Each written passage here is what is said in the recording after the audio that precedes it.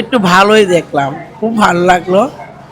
সবাই আমার সাথে কথা বলছে, আমার খুবই ভালো লাগছে।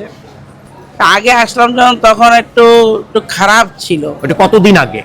আজকে মাসখানেক আগে খারাপ ছিল। এখন ভালো আছে মনে করি সবার মুখে একটু হাসি টাসি আছে, খুব খুশি। মানে সবাই ভালো দেখ, সবাই ভালো বলছে। কেমন আছেন? ভালো। দিদির হোম ডিস্ট্রিক্ট কোথায়?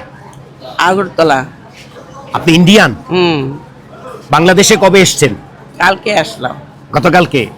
এই যে আপনি একজন আগরতলাবাসী এবং ইন্ডিয়ানবাসী, আপনি বাংলাদেশে এসেছেন এবং নির্বাচন পরবর্তীতে বাংলাদেশের পরিবেশটা কেমন দেখছেন? একটু ভালোই দেখলাম, খুব ভালো লাগলো। সবাই আমার সাথে কথা বলছে, আমার খুবই ভালো লাগছে। এই আপনি এবার যে আসলেন, এর আগে হ্যাঁ। লাস্ট আবার কবে এসেছিলেন? কত বছর আগে এসেছিলেন? আগে আসলাম যখন তখন একটু একটু খারাপ ছিল। ওটা কতদিন আগে? আজকে মাসখানেক আগে খারাপ ছিল। তখনকার পরিস্থিতি যা হ্যাঁ। দেখেছেন আর নির্বাচনের পরে এই যে এসে দেখলেন, তাতে এই দুই পরিবেশের ভিতরে দুই পরিস্থিতি, সামাজিক অবস্থা, কোনটাকে আপনার ভালো মনে হচ্ছে? এখন ভালো আছে মনে করি সবার মুখে একটু হাসি টাসি আছে, খুব খুশি। মানে সবাই ভালো দেখ, সবাই ভালো বলছে।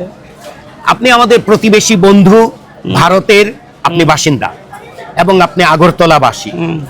আপনার আমাদের জন্য হ্যাঁ। কিছু বলার থাকলে বলতে পারেন। আমি মনে করি যে যে বাংলাদেশ খুব একটু ভালো হোক। সবাই চায় যে ত্রিপুরা আগরতলা যেতে চায়, পাসপোর্ট টাসপোর্ট চায়, কিন্তু তার আর ভিসা টিসা হয় না। আমি এইটাই চাই যে সবাই যেমন ত্রিপুরা যেতে পারে, ভিসা টিসা পাক। সবাই যেমন একটু আগরতলা গিয়ে আনন্দ করতে পারে, আমরা ভারতে গিয়ে যেমন একটু আনন্দ করতে পারে, তারাও চায়। আমরা যেরকম আসি, ওরাও বাংলাদেশিরাও চাক যে আমাদের ভারতে গিয়ে একটু আনন্দ ফুর্তি করতে। মানে এটাই আমি চাই যে বাংলাদেশের নতুন প্রধানমন্ত্রী হচ্ছেন, হ্যাঁ, জানেন তার নাম কি?